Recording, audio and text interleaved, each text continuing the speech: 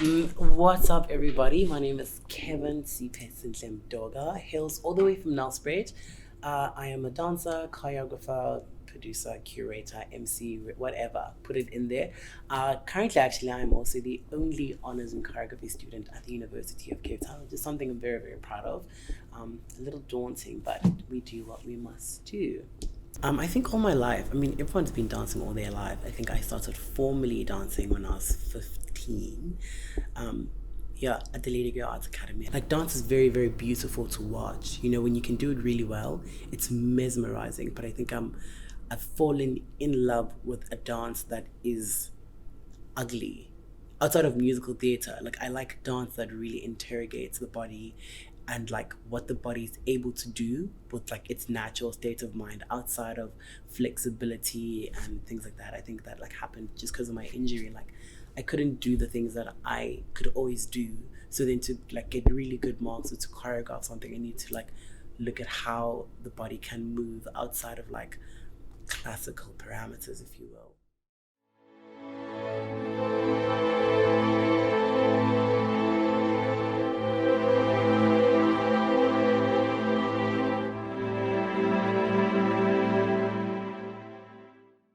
Worked with Kevin, I think approximately three, if not more, projects. And the latest one was my experimental film for semester one, and it focused a lot on like conveying emotion through dance. And Kevin was great help in that because he knows how to move. If I can say, it was really important because I didn't want dialogue, so the body became the dialogue in a way. I don't know if that makes sense. Huh?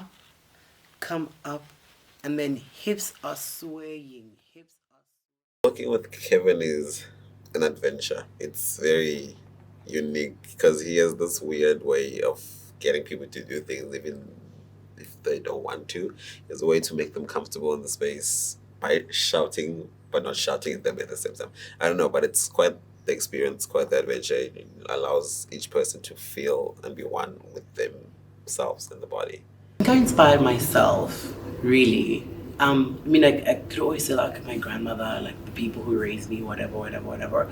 But it really is myself. Like I can't remember a time where, of course there are instances, but I can't remember a time or like a period where I couldn't be myself.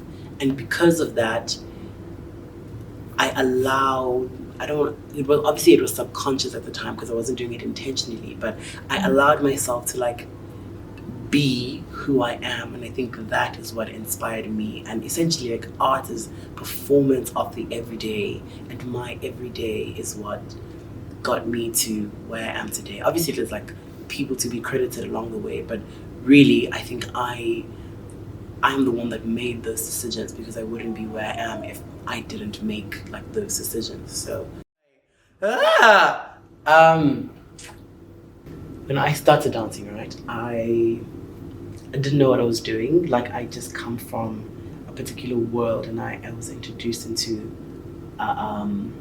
another world, and I didn't know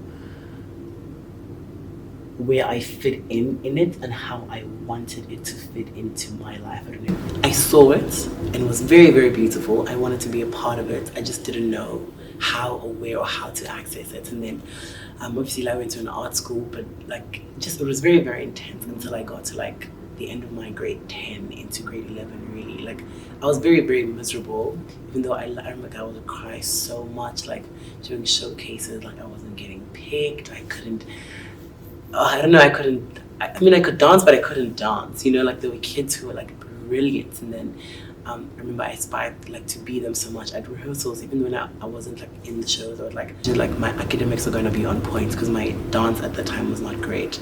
So in grade 9, I literally became the smartest person I ever knew. I don't know how. It's gone now. Trust me, it's gone. I don't know, but in grade 10, I remember like we were doing a show with a teacher called Mr. Beast. Before I even like got, there was like Mr. Beast was like the star power teacher, and then Mr. Marcon was like, whoa, if you made it to Mr. Marcon's production, you were like legendary. So I did a show with Mr. Beast, and I just remember like being in like front, like the whole school was like watching this thing, and like other people, whatever, it was like a big thing.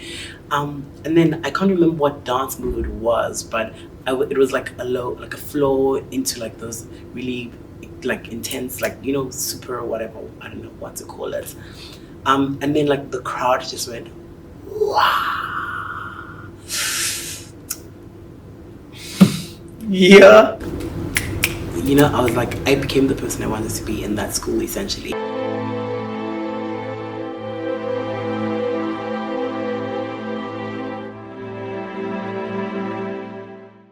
I think definitely never give up would be one.